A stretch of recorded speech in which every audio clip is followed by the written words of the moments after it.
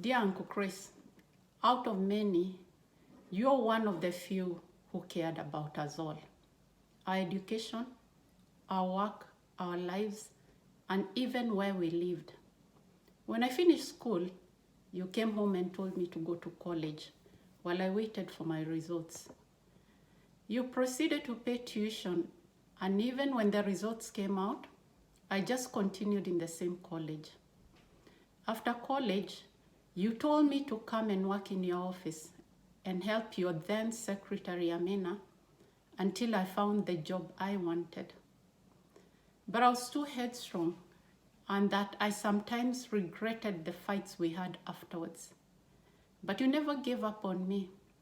You gave me a job at Pan African Bank, where I worked until I left Kenya for Norway. My life in Norway was a lonely one to begin with.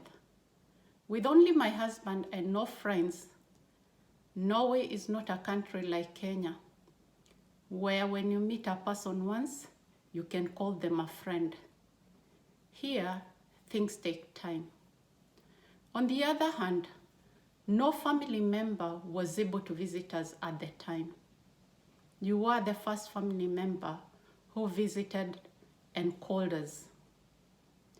I remember it was like a dream when you landed in Oslo and stayed for a few days.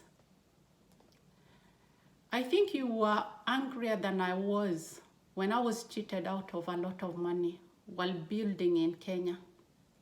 I calmed you down by telling you that while I was cheated, the person who cheated me employed over 30 people, and it was a consolation to think that those people fed and sent their children to school on that money. But you were still very angry. You were sick at the time, but you insisted on helping me build that house again. I remember thinking how many things you had on your hands and also thinking about your recovery, and told you to stop thinking about it and that we still had time. But every time we met, my house was always a topic of conversation. Your encouragement in anything I did will always live with me. I studied nutrition after I came to Norway, and I remember with fondness our discussions on nutrition. Your disease was a shock to all, and when you called the Friday before you left for Boston and asked me to come to you, I said yes. And as it were, I was leaving the same morning for San Francisco, but promised to join you after you had started your treatment. We talked during the first few weeks. You were there, and in the end, we decided it was better if I joined you when you came for a break in Nairobi, which I did. During that break, many came to see you. And I remember that it was difficult at times to give you food because of all the people who came to see you, until I started interrupting the meeting saying that it was time for you to eat something small. I would also like to say that you always made me walk tall.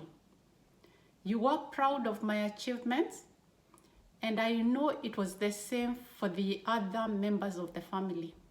For me, it was in the way you introduced me to your friends. You had friends from all walks of life, and you always said, "This is my niece," or "my expert in nutrition," with pride. You had a way of making one feel better about oneself. Lastly, you were not an easy person to thank, Uncle Chris. No matter what you did for us, you never wanted any thanks for your deeds. I remember writing a letter of thanks to you one time, because in person, it was impossible. I will miss our telephone conversations and our visits, but I'm comforted by the fact that you are in a better place today. I will not say goodbye, Uncle Chris, but so long until we meet again. You are a very special person to me. May God be with you, and may your soul rest in eternal peace.